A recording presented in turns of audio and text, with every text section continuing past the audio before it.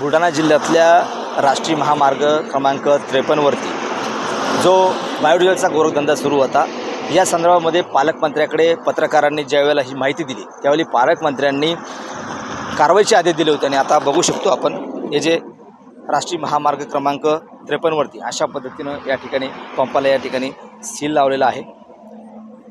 जिल्हाधिकाऱ्यांनी तात्काळ एक पथक तयार करून महसूल पथक तयार करून या ठिकाणी जे पंप आहेत राष्ट्रीय महामार्गावरती जो गोरखधंदा सुरू होता बायोडिझेलचा ते पंप सील करण्याचे आदेश आणि उद्ध्वस्त करण्याचे आदेश दिले होते। मात्र या ठिकाणी महसूल पथकाकडून थातूरमातूर कारवाई करण्यात येत आहे। फक्त ज्या टाक्या आहेत आणि जे नोझल आहेत पंपाचे ते फक्त या ठिकाणी सील करण्यात येत आहेत।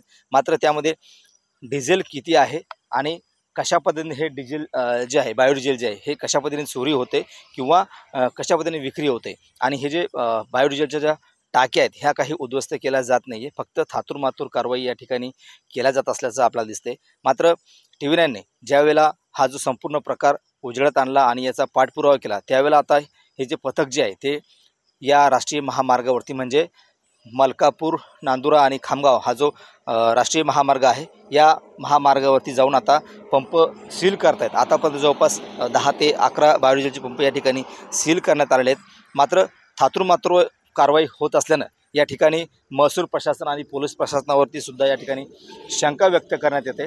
जोपर्यंत हे संपूर्ण पंप सील केल्याच्या नंतर उद्ध्वस्त होत नाही तोपर्यंत ही कारवाई पूर्ण होणार नाही, अशा पद्धतीच्या प्रतिक्रिया सर्वसामान्य नागरिकांकडून या ठिकाणी व्यक्त होतात।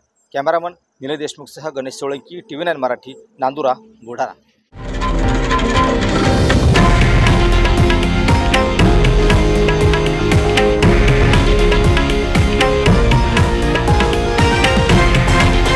हे आहे देशातील नंबर 1 न्यूज नेटवर्क आणि आपण पाहत आहात TV9 मराठी, एकमेव।